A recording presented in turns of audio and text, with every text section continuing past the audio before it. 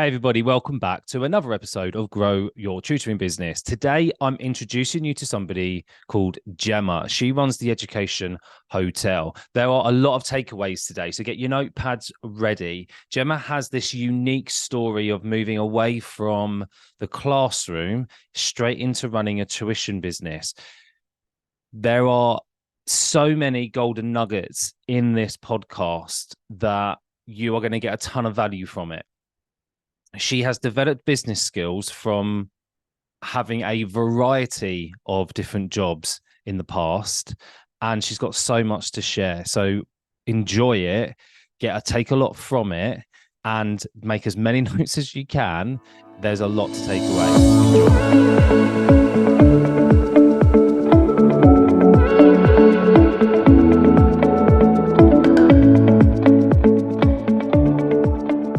Okay, welcome back to another episode of Grow Your Tutoring Business. We've got another special guest, someone who we're kind of in the same circles a little bit. So I've known about Jemma for quite a while, even before I was kind of in the kind of training, development, coaching side of tutoring. I'm really excited because there's quite a lot that we can tap into with this guest. But what I'm going to do is I'm going to hand over to Jemma because she can introduce her business way better than me. So welcome, Jemma. I'm really excited. Tell us a little bit about your business and where you're at and how it all began. Cool. My name is Jemma Zoe Smith, and I am a tutor, but I also run a tuition agency in the UK. It's called the Education Hotel. And it's been running for about 4 years, and it's now in the point of franchising. I also, and not many people actually know that I do this, but I also run an education consultancy, which is called Top School and Uni. It's really small. It's really boutique kind of consultancy. Okay. And then I do some training and some coaching on the side as well. But all pretty much kind of educational based and service-based businesses. So it's me in a nutshell. Feel free to ask all the questions. There's already a lot there to unpick, isn't it? I mean, I know we've got a bit of a focus for today where I'm going to ask you a few questions about how you started, because you have this like really interesting story as to how it all started. And we were just talking before we press record about from the outside eyes, looking in, people who don't know you yet, it might appear that you were just a complete overnight success, and you was explaining before that wasn't the case. So let's just tap into that a little bit first. So this is like the birth of the Education Hotel. Yeah. Your story is going to be probably quite unique. I don't think I know anybody who started in the same way as you did, but maybe there are, but maybe not to the level of success that you found. So just tell us a little bit about that. So, where do I begin? So I suppose one of the things that people know me for is my educational background. In that I have an undergrad, a master's, and then a teacher training, all from Oxford University. So that is one of the first things that often clients talk about, and it forms kind of the backbone of the reason, I suppose, that I do what I do. But the journey probably starts way before the PGCE. Yeah. And PGCE was really for me the kind of launch point. So in a nutshell, take you kind of all the way back to the end of my master's in Oxford, which I did my first degree was in biochemistry, so nothing related to teaching, no educational focus whatsoever. I never really thought that I would be a teacher. I didn't have that burning ambition. I left biochemistry, so I'd done my master's in biochemistry, I'd done my undergrad and gone on to the master's, finished the master's. I became a strategy consultant. So I moved straight down to London and did the kind of very typical Oxbridge graduate thing, and became a strat consultant, because that's one of the things you do with the science degree. Either you do a PhD or you do strat consulting or banking or something. And one of the things that we did consult on was education. So that was probably my first like little tiny piece of getting to know education. And we were consulting for big school groups who were looking to set up schools in places like Saudi Arabia and Qatar and Dubai.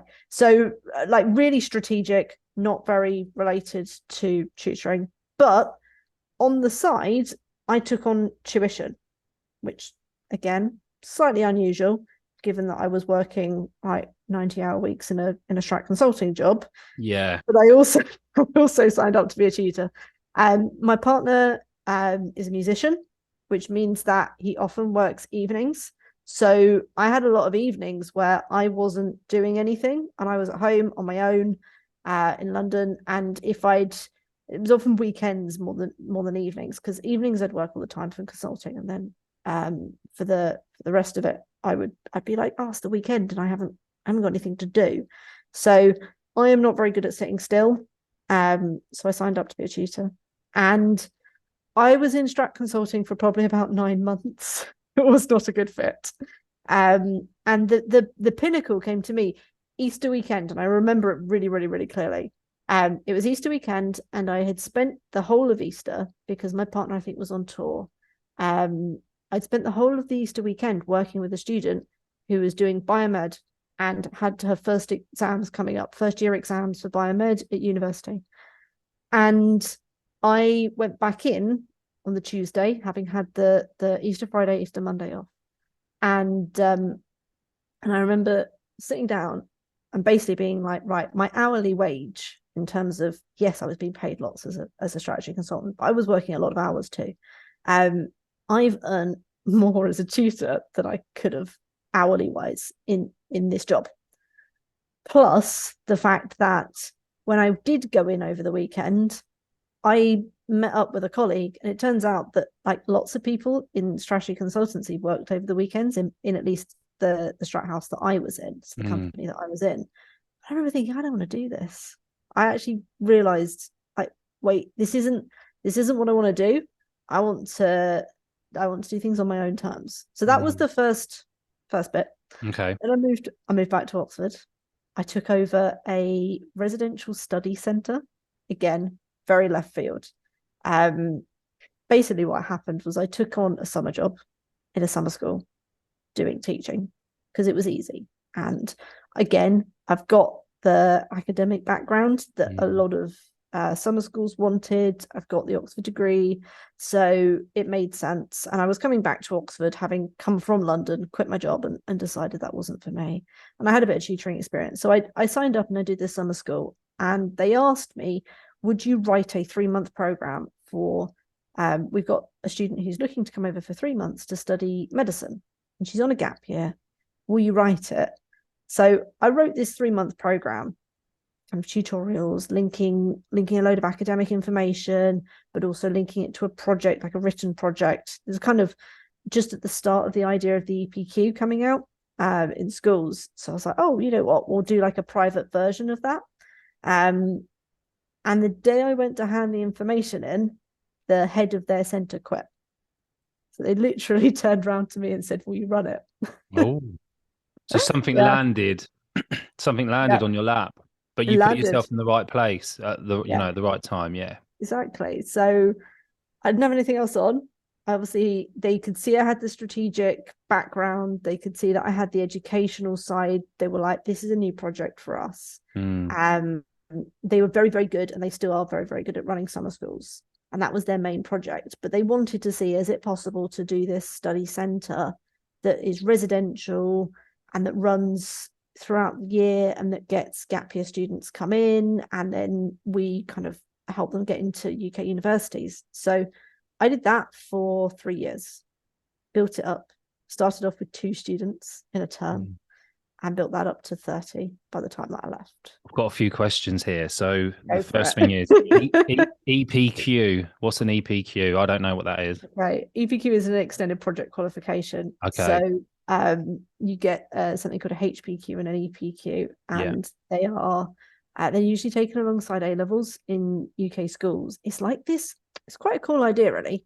You do like an essay or a project that is graded by school, and it can be really useful for like personal statement stuff. Right. Okay. And it was something that I'd looked into a little bit when I was doing my kind of previous work. So when they said we're looking for something that's really tangible that someone can hold, that's why I decided that we were going to do this kind of extended essay piece. That meant that when our students went to apply to UK universities, they could say, well, I've spent 2 months working with academics and writing this really cool paper. And it gave them something that was a bit more unusual. Yeah, sounds like a way to sort of stand out in a quite a busy crowd, I'd imagine. The other thing is like your residential centre. So when I picture a residential centre, I don't think it is what it is. So I'm going to try and get a better image in my own mind. So this is a place where predominantly overseas students would come. Yes.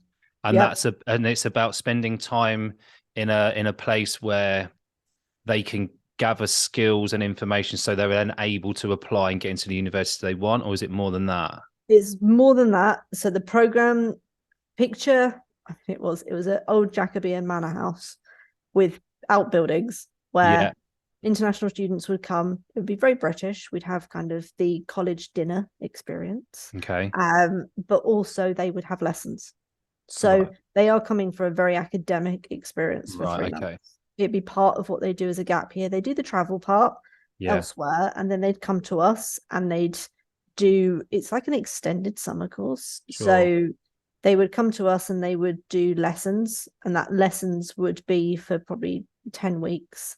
And then alongside that, they'd start writing this project or forming this project, and that would run alongside. And then we do like a mock graduation at the end and a big meal. So they'd get the experience of studying in the UK. They'd get the application help if they wanted. They'd also get the academic help. And this is really interesting to me now, because I was saying to you before that I wanted to try and piece together everything that led to the Education Hotel starting to make a little bit more sense. And one more question about this, the residential place. So when you got these people here, was the aim with those guys for that amount of time to obviously support their university applications and make sure they're doing the learning and the lessons along the way? Were they predominantly going to UK universities, or were they sort of also applying overseas as well? Both. So everywhere. So sometimes they decide they already had a place, but they were doing a gap year, and they wanted to make sure that when they went to university, they hadn't lost any academic skills. Others, they were using it for a university application. So 2 different areas. Okay. And you can see maybe how it starts to feed into the stuff that I do with both my businesses now. Completely. And because I wrote down as you were talking earlier about, and with a question mark, like the skills that you're picking up along the way, like so when you were talking about the strategy consulting and that sort of taking you into sort of an education from a different perspective, like, but particularly that strategy skill set, which probably a lot of, well, I would say the majority of teachers coming out of the classroom, particularly if they've been in there for 5 or more years, like we generally don't have a clue about how to put a strategy in place. And we often muddle along trying to find the clients, and we can, because there's a lot out there to go around at the moment. So generally we just kind of like muddle along, but you put a strategy behind it and somebody knows what they're doing, and suddenly you get, I'm not even saying this is the end of your story, but you're in a really good place to, I called it putting your foot on the accelerator pedal, and it will look like an overnight success, like we said before, but this is now starting to make sense. You can start to see the background. You can see. What do you think then, Jemma, is been out of all of those experiences so far? So the strategy consulting, doing your tuition on the side, and then putting yourself back in a place where you were available to take on this amazing opportunity. What do you think were the skills that you picked up along the way? Reflecting back. So from the strat stuff is about being very analytical and being able to look at the data. And I am someone who's quite data driven. Yeah. And see, right, okay, the trend that I can see, I have consistently tracked the Education Hotel's income from day we started. I tracked it. I tracked everything that came in. I'm not so great at tracking the expenses. It's ironic, but money I have coming in, yes. Money going out, no. Yeah, okay. Yeah, exactly. But it does mean that I can see, right, okay, we've had this amount of orders for this product, this amount of this. This is where we're going to put our energy. So that definitely helps, and just being able to look at data on a big scale. So that was probably the stuff from strategy that really helped. Then running the residential study center was it was such an unusual opportunity Mm. because I was 22, I think, when I started. And by the time I finished, I headed up the centre. So I Mm. became a head teacher, but for older students. And a lot of that was interacting with parents. So being able to interact with parents, I didn't sell the programs. We had the joy of running this was that there was a full marketing team because they worked on the summer school.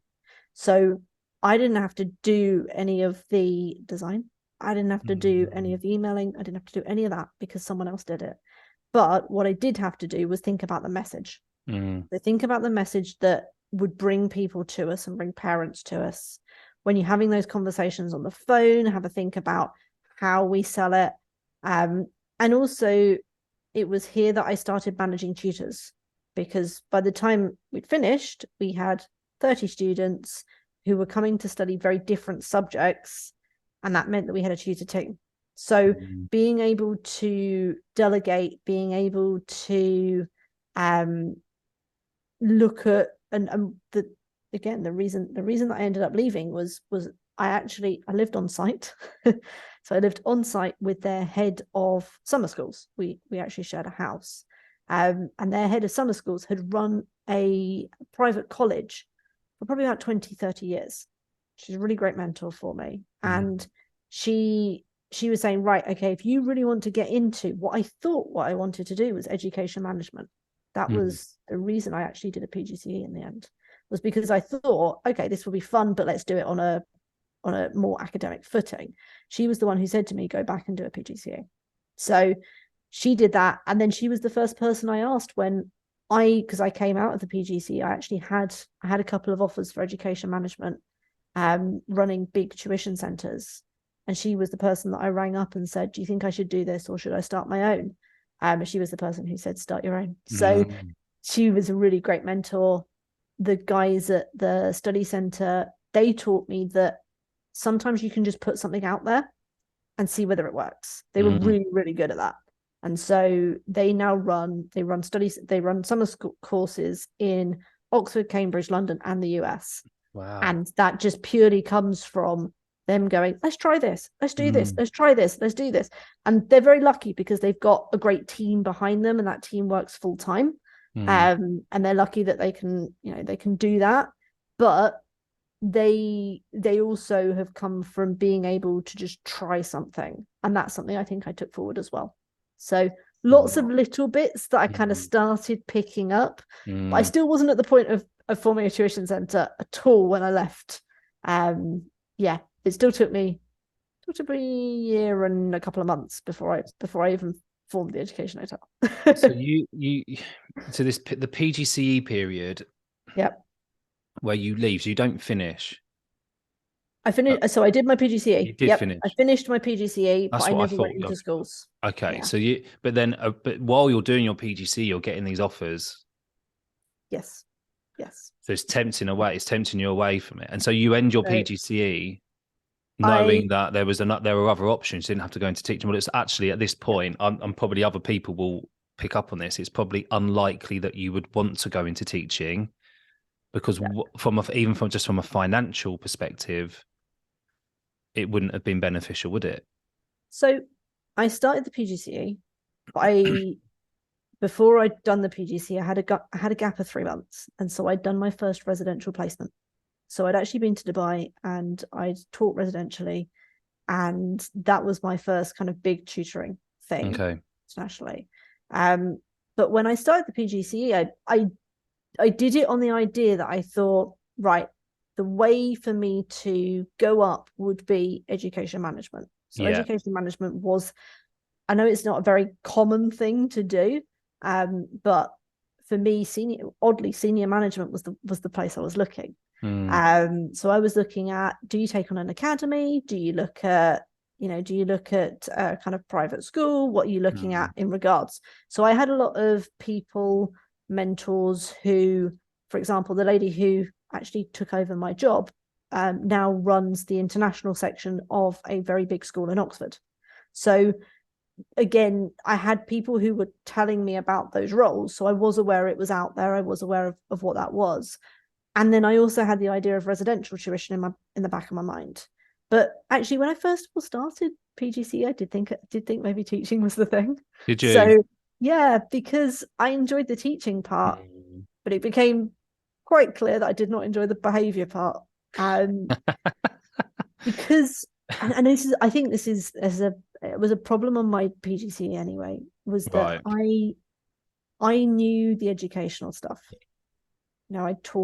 I'd been running this in education. Compared to a lot of the people who I was training with, my educational knowledge was fine. And I'd had quite a lot of background tutoring. And one of the things that tutoring does is it gives you that ability to look at lots of different curriculums. And so when I did the interview, I did my PGCE at Oxford, they said to me, like, what are you most worried about? And I said, behaviour. So the first thing they did was put me in a really challenging behavioural school. And I went, I don't ever want to teach. Which is a shame, because I think had I gone to a much nicer school, I might have actually considered it. Yeah. But yes, I had those other things in the back of my head that was like, and I got an offer. So I did residential tutoring alongside my PGCE. So I actually flew out again, I think during Easter or half term. I went out to Dubai during my PGCE. I had a client who, very, very long client, I've actually just finished working with. So like 5 years I've worked with her, and I started working with her during my PGCE. And so I had all these other bits going on in the background. But yeah, I mean, it took a bit of deciding, because I think once you turn your back on teaching, or at least the way it seemed like to me, once I turned my back on the classroom, was I ever going to go back? And that was something that I wasn't sure I wanted to give up. So there was this, I say this because lots of people come to me and they say, oh, I'm halfway through my PGCE and I really don't like it. That was the way I felt.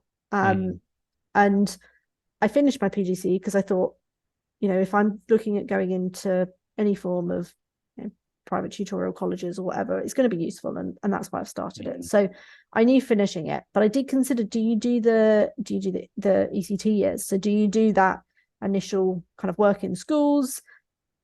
I just couldn't, I walked away from it knowing that I'd probably never go back and do those 2 years, because I'd probably never do the NQT.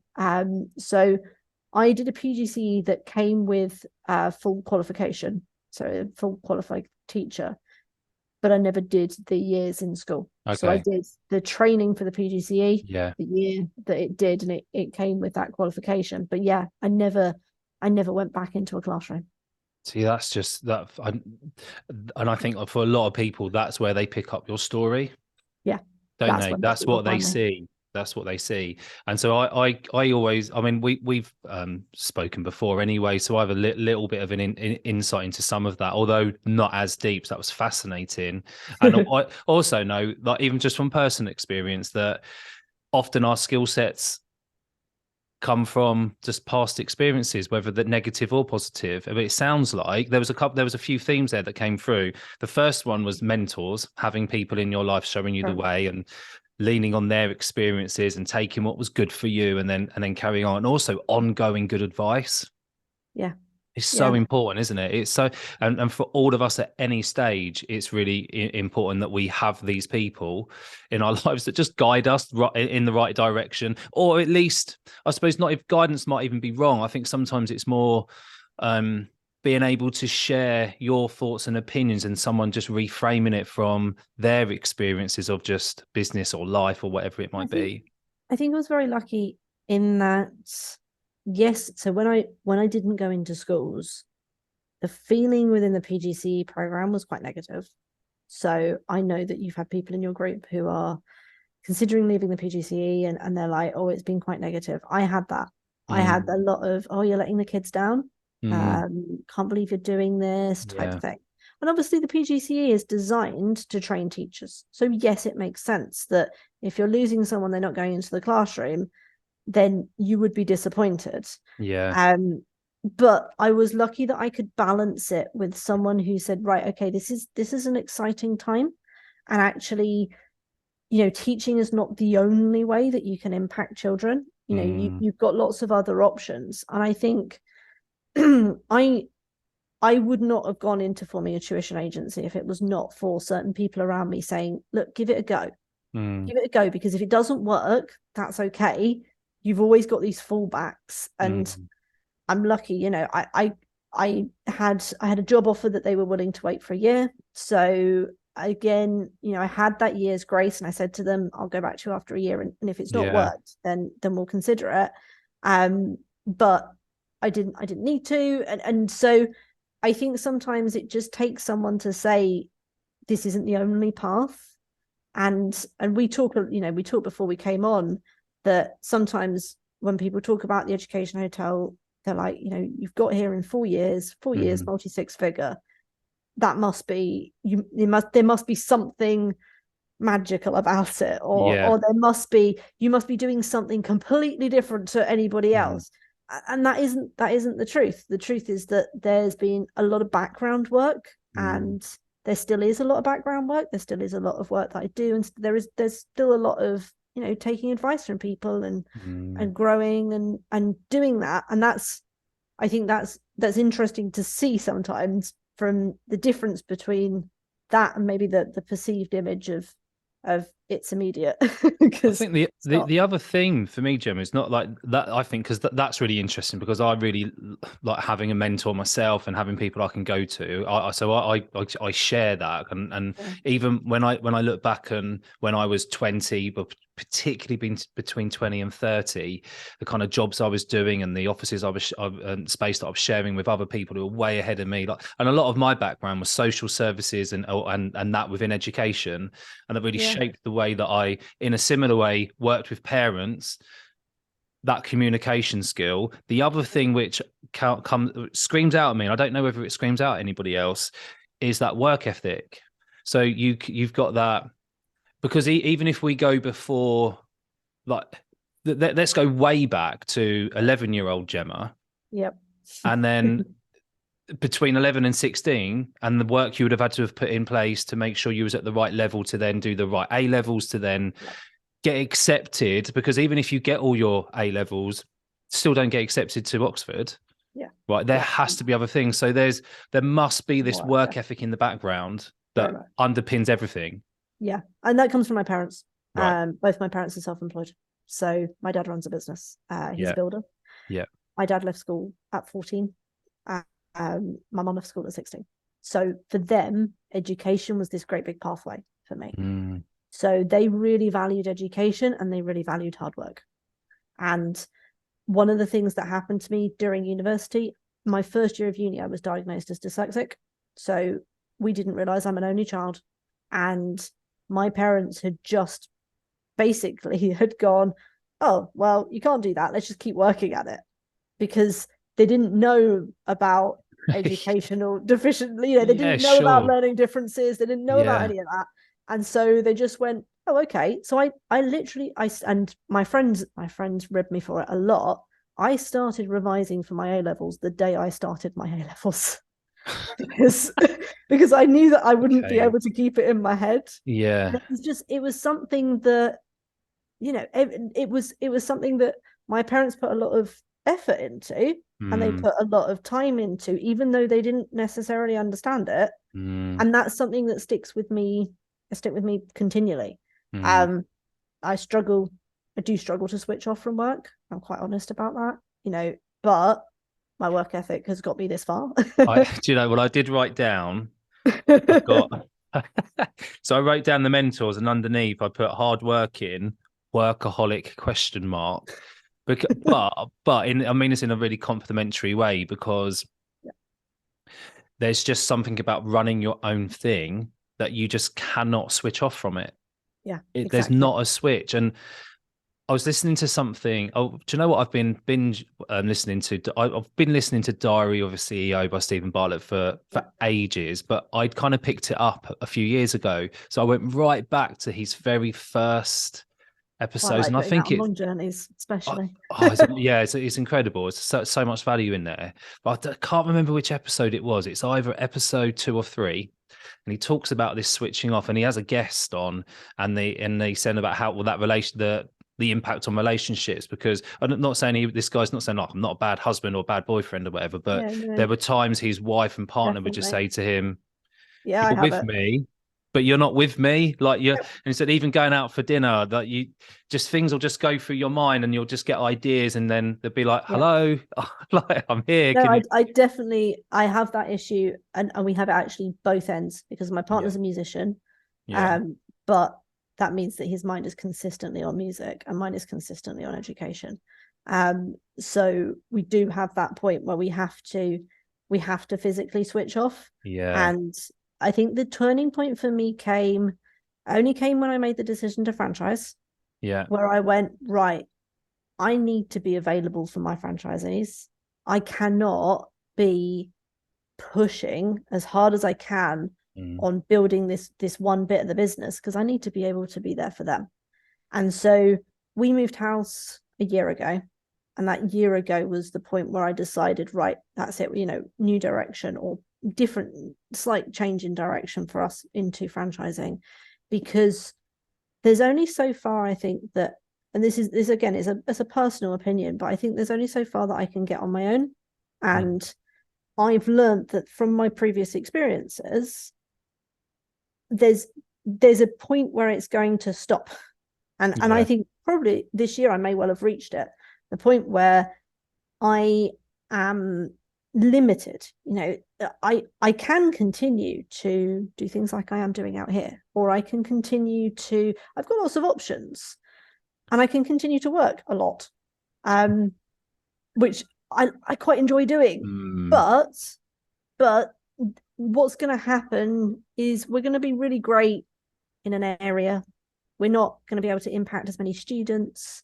We're not going to be able to impact as many teachers as well. And Mm. part of me is wanting to take teachers and tutors on and work with them and really help them out, especially people like me who, Mm. I went into the PGCE because I wanted to help kids, and Mm. I actually wanted to do it through education management. But that kind of aspect aside, I still wanted to help students, and the way that I think I can now help students is by helping other tutors and other teachers and other franchisees, and really spreading that. So that for me was a real shift, and it's taken Mm. a long time to get used to personally, not being the tutor. And Mm. that's become something that, that kind of workaholic mentality got very wrapped up in being a tutor. So I would take every single Mm. job that I could. Normally you wouldn't be able to get hold of me in May because I Mm. would be back to back with GCSE Yeah, students. sure. Yeah.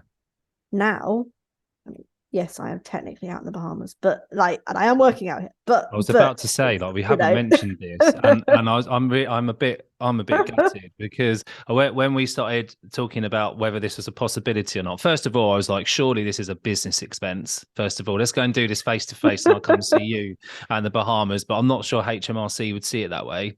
But you're in the Bahamas right now working, yeah, but it yeah. does look like you're in the UK out the window. Although it does look a bit brighter now. Actually, the sun is shining It again. is. Unfortunately, it's still grey skies. Oh, I so know. disappointed. I'll But you're in stick the some Bahamas. pictures. I'll Yeah, send some okay. pictures Yeah, at some point. we need some proof. We need some proof. Yes. Look, so you're out in the Bahamas now, but you're still working. So you're actually working in residentially, like you're working with a family, but Yes. you're also working online. You're doing other things at the same time. Yes. You're So, workaholic. I'm a workaholic. I enjoy working, Yeah. definitely. Um, but I built the education hotel so that I could go away. Like I Yeah. built my business, Yeah. and I want, when I say, in terms of next steps, in terms of that growth, yeah, I'm still going to work. I'm still going to Yeah. work, like, to push what we're doing, to push franchising and push But all of that's that. it. But That it's let's introduce like the next part, Gemma, because yeah, you've spoken a lot about the franchises, right? And then the power that yes, that's going to bring. Like Jesus. you're talking about that, just helping more teachers and tutors, but also because you want to have bigger reach and helping more pupils and more children. So there's a couple of questions here. The first one is, why not just stop now? So from a financial perspective, you're multi six figures now. I mean, I know at the moment you're working a lot. So there's an element of perhaps like, I want to be around it and work in a different way. It doesn't even mean work less, does it? It just means work in a different way. Why the push? So it's the same as why the push to come out here, really. Like, I could financially, I don't need to be here. But I want to be here in a way. And then the same thing for franchising. Like, I could run the education hotel as it is. I wouldn't need to franchise. There's no need for it. For me, it's about reach, and it's about it being more than me. And you notice it, I think, when you first of all start a tuition agency.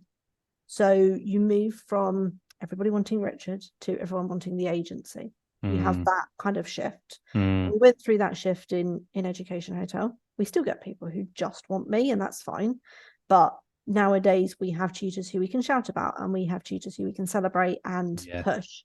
And that in itself is really fun for me.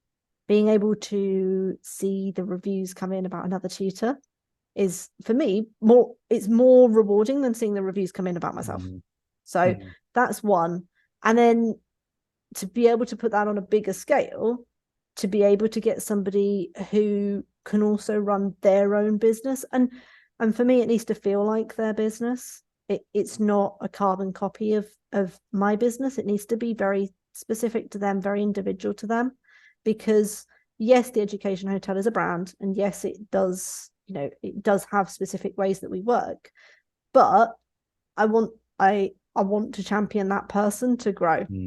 And so whatever I do now in terms of kind of where we are, as you said, we are, as a business, we do all right in terms of financials, but it's more about the reach for me nowadays. I come out here to do these things because they are, again, it's different, and it's probably, it's one of the, possibly the last one of these I'm going to do. Originally it started as a money thing, definitely. Residential tuition could be very lucrative, but then it became a matter of helping families, and a matter of getting to know those families, and really having a very different experience than just doing one-to-one tuition. And it's the same thing for me for building the business. I could keep doing the same thing, like keep doing the one-to-one tuition online, or I could do that and do something else. And I enjoy seeing new people come in, and I enjoy seeing new families come in, and I enjoy seeing new tutors come in, and building that. And I think the love for building the business kind of eclipses the kind of let's stay the same and let's keep doing well in where we are.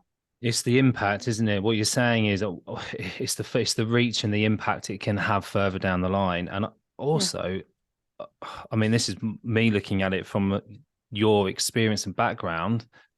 Strategy comes into play massively here, doesn't it? Like everything that you've been, it's almost like I think that's the same for all of us. That everything in the past leads us to somewhere, and if you found your purpose, then it's all sort of clicking into place, isn't it? It does. So the bigger strategy.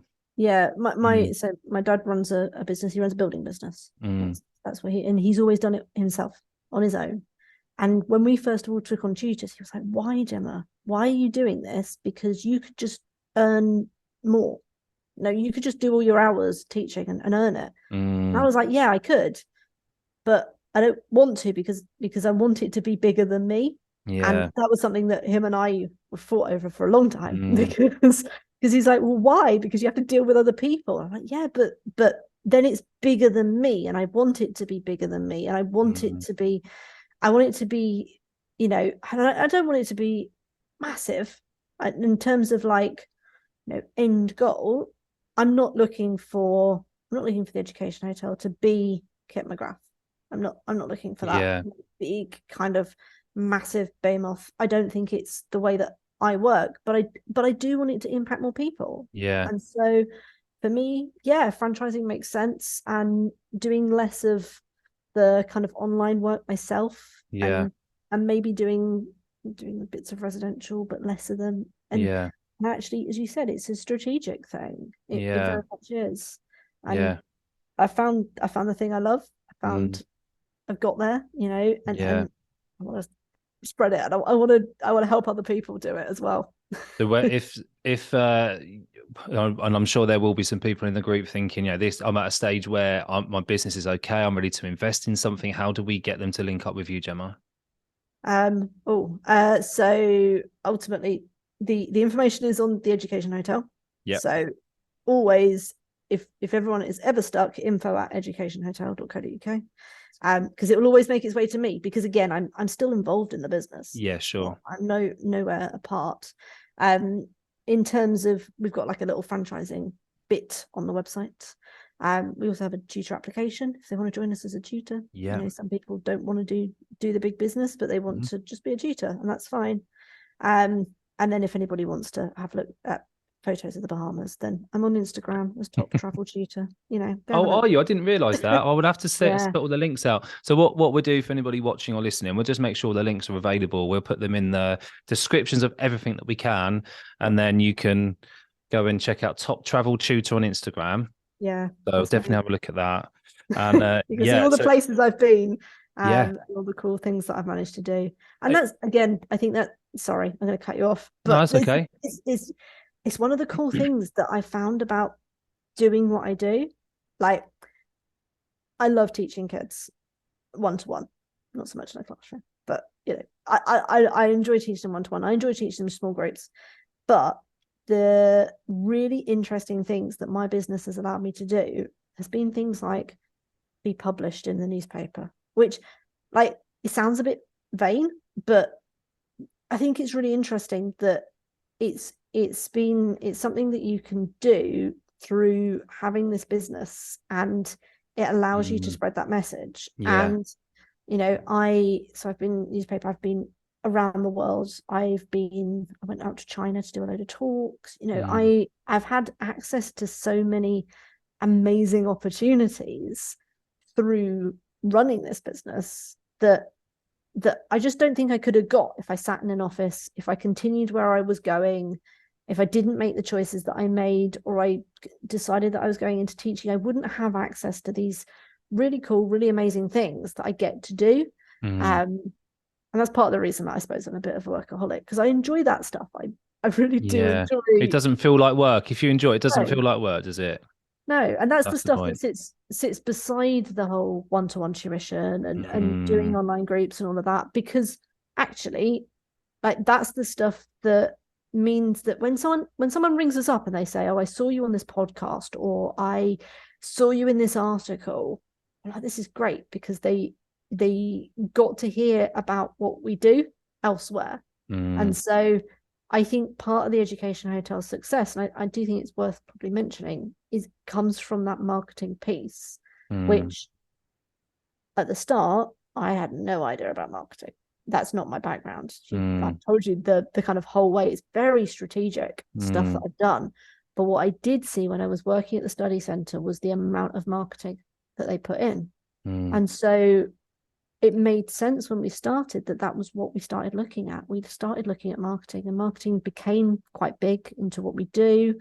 And it's always been, lots of people kind of know me because I'm quite public on social media. I'm quite public on what we do. I go live, I talk about things, I'm in the paper, I'm on the radio, I do all those things because it's a really great way, and something that I took on from previous businesses to get the word out there. So yeah, that's another thing that that's that marketing, and actually when you're out there and your face is out there and you're turning up, it becomes marketing and branding at the same time, doesn't it? Like, which is easier now than it used to be like 20, 30 years ago, because the fact that we can just all jump on any social media platform and put ourselves out there. But although I'll say it's easier, newspaper and radio stuff isn't easier, because you still need to be at a certain level with some credibility.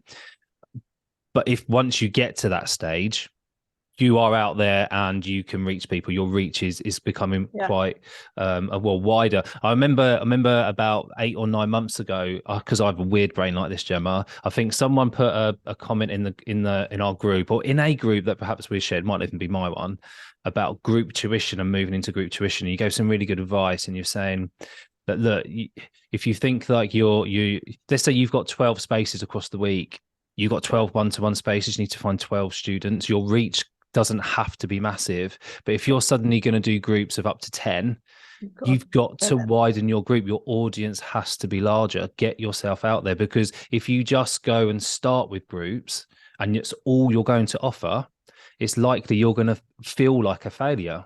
Yeah. So you've got to start in some way. Till this year.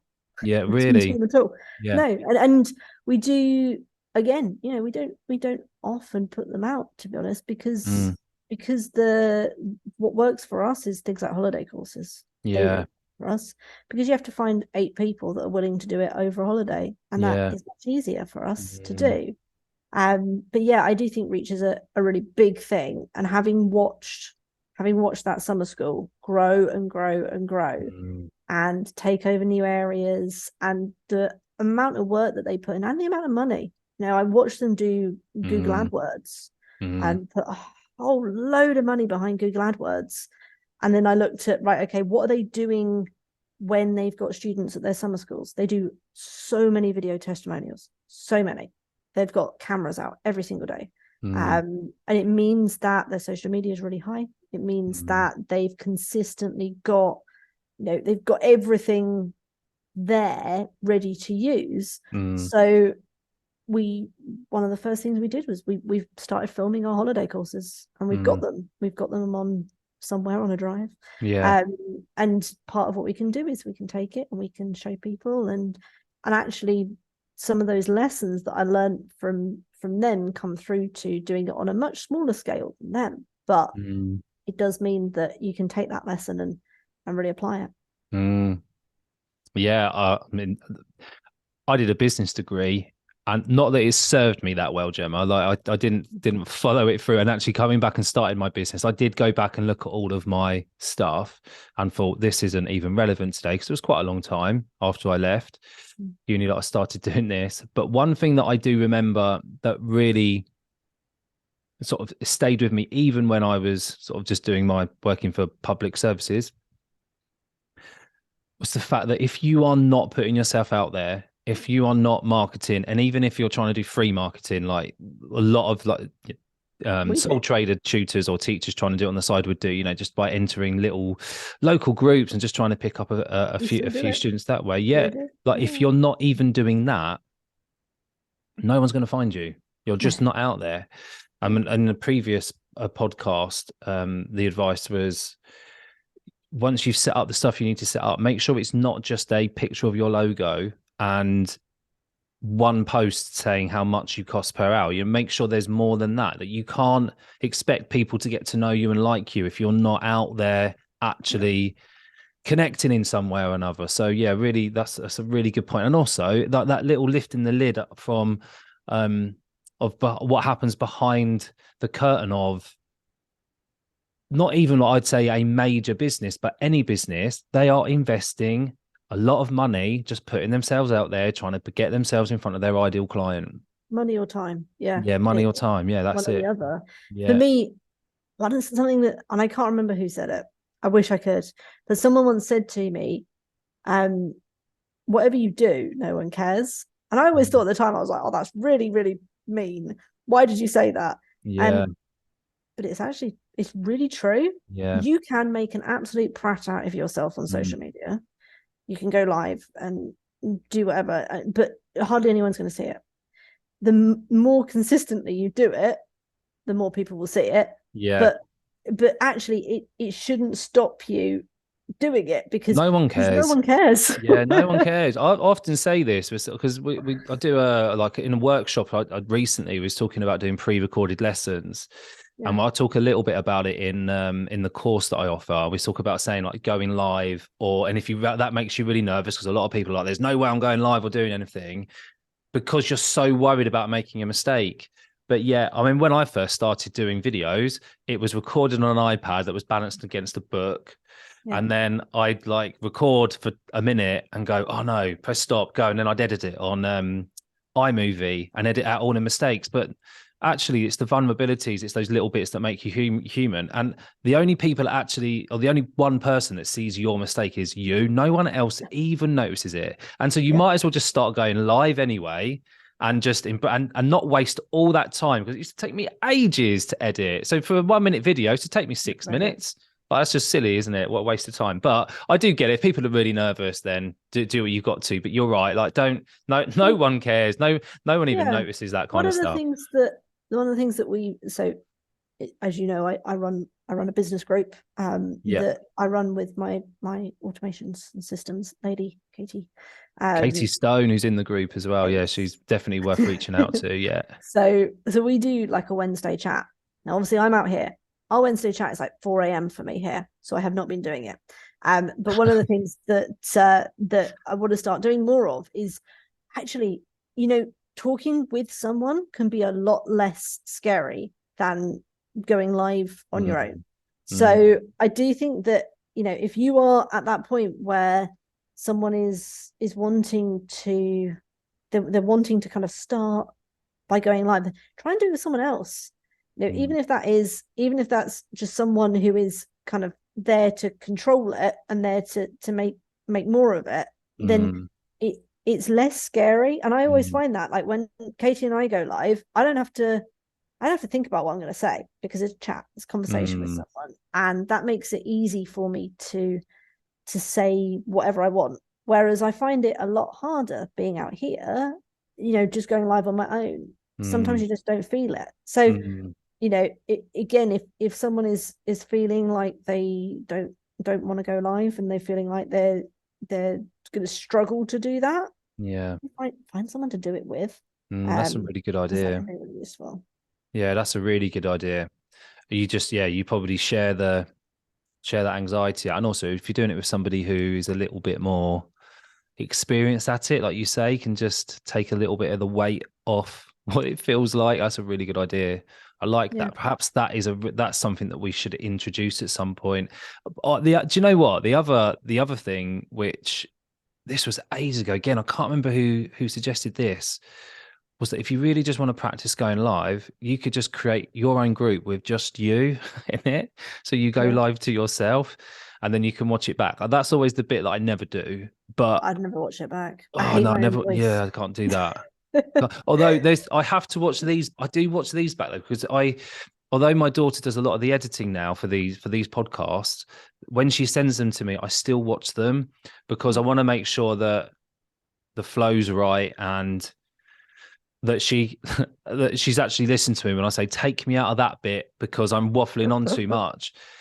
So I've got used. I think I've got used to that now. But I think this is very different. So when you do a Facebook Live, well, they're shorter, and I don't script anything, but sometimes I have bullet points, and I just want to get through those. And often I make weird faces or do something which just no one cares. I care, but no one else does. So I just put my own feelings aside. I think part of my partner's a musician, so he spends his whole life recording people. Yeah. So when we first of all started with the Education Hotel, I was very lucky, because a lot of the video stuff that we've got, I've got quite good sound quality for it, because it's me actually talking into a proper microphone, and it's got edited, and his brother happens to be a camera person, so you just got it made there. I know. He does live in London, so he doesn't do much stuff with us, but like I would be like, oh, it's really hard, I really hate it, and I'd have the whole script there, and he'd be like, just get on with it. Like, why are you fussing over this 1 minute welcome to the Education Hotel video? Like no one's going to notice if you say something wrong, or you put a pause in the wrong place. Sometimes we get so in our heads about it, and it's like, oh, it really is important. The amount of people who have listened to that video is probably about 5. And it's true. We've got, I think, in terms of the people who are in the Education Hotel, people like clients we've probably got about 100, 120 at the moment. I can guarantee that most of them have never watched that video. despite the fact I probably sent it to them. But like, no one cares. So no one's watching it. People are watching a smattering of what you do. So if you dud up one, if you say something and then you change your mind, I said very early on a podcast that I did when I first of all started the education hotel that we'd never do groups. We do groups.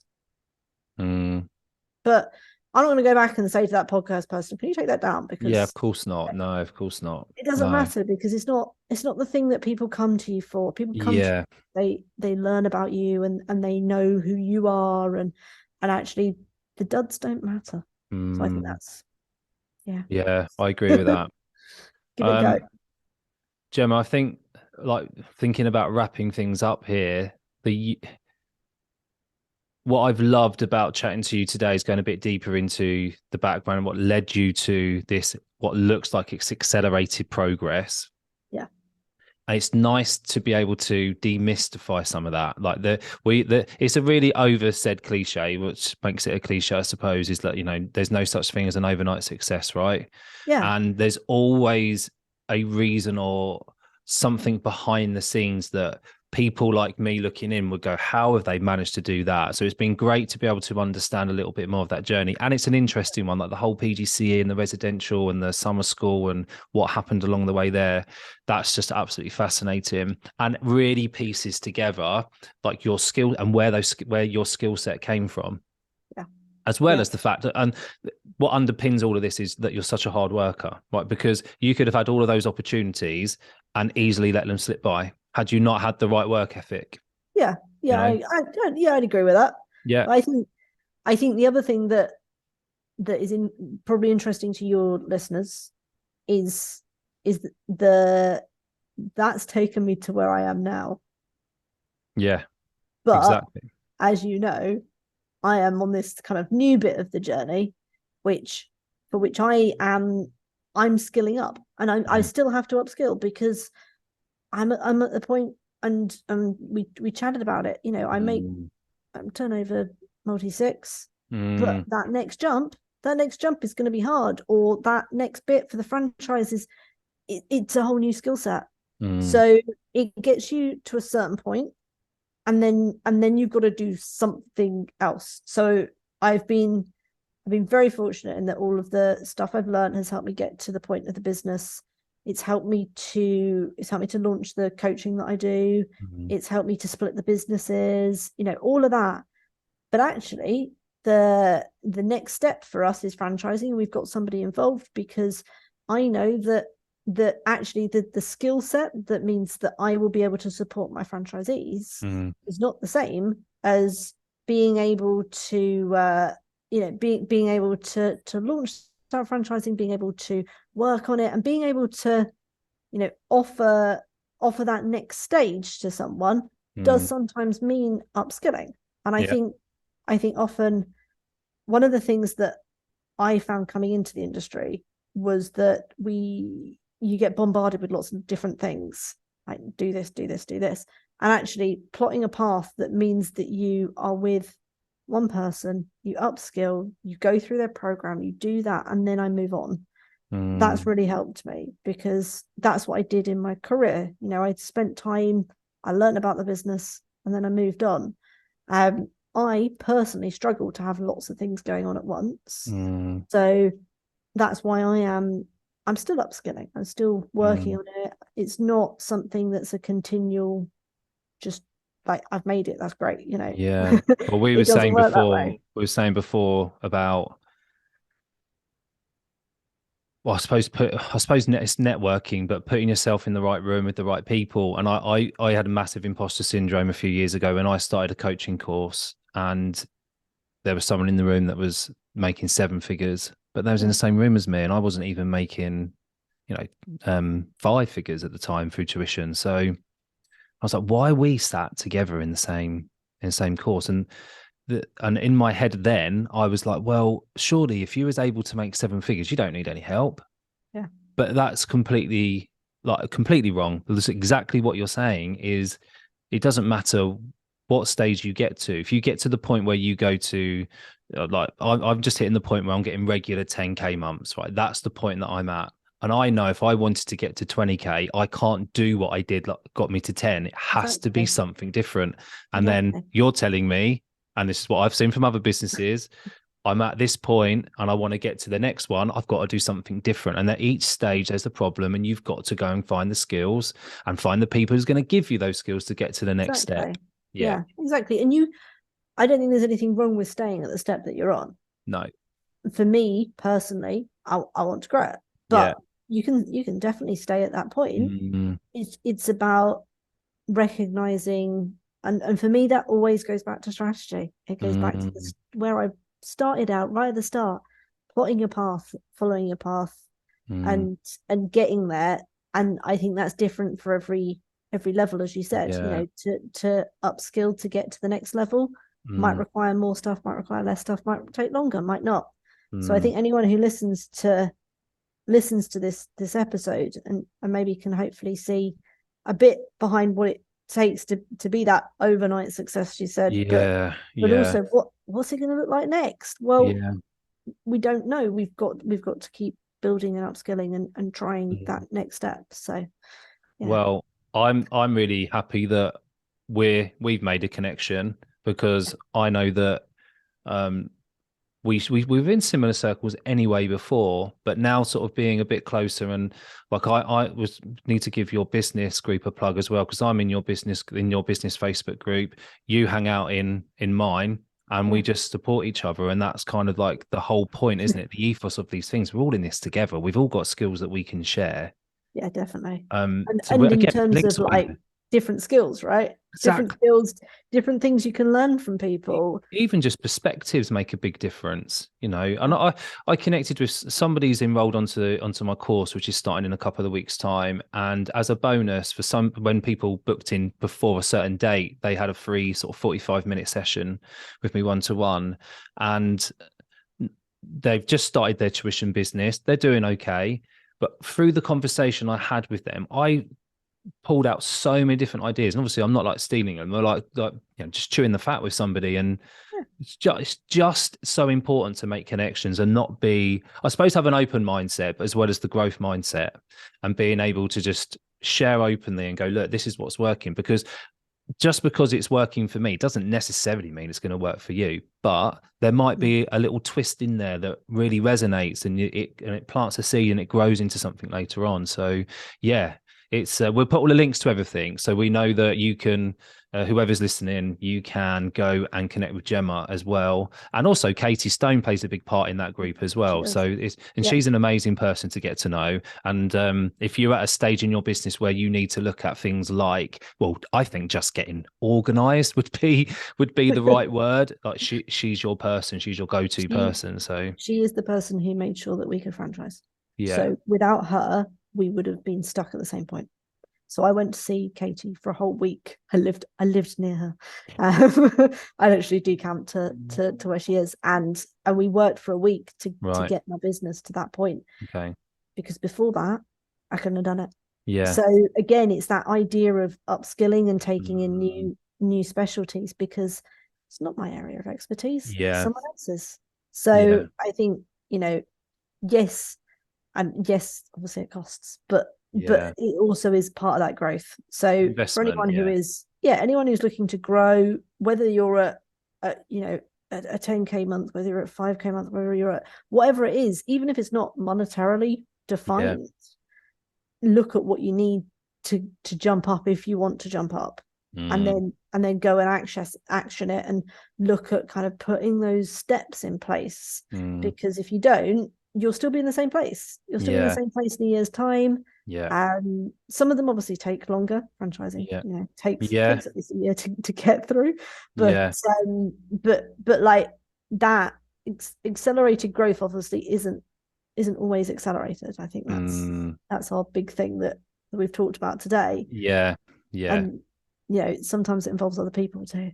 Absolutely. Look, it's been a real pleasure, Gemma. Thank you for sharing your story from start to where you are now. I'm definitely fascinated to see the next step and what happens next. And Yeah, I'm sure our paths will cross. And actually, I'd really like to do some collaboration work with you at some point, because I think yeah, there's a no, lot of good. crossover with with skills and perspectives, and it's just fascinating to work with someone like yourself. So thank you, Gemma. I appreciate your time, and also appreciate that it's probably what, mid-afternoon for you now.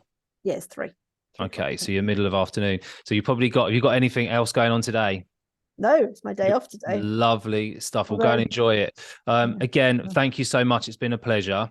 I hope our paths cross again in the future. I'm sure they will. I'm sure there'll be another chance to share with the group about the next step and how it's all going. So, but yeah, thank you, Gemma. Appreciate your time. Thanks for having me.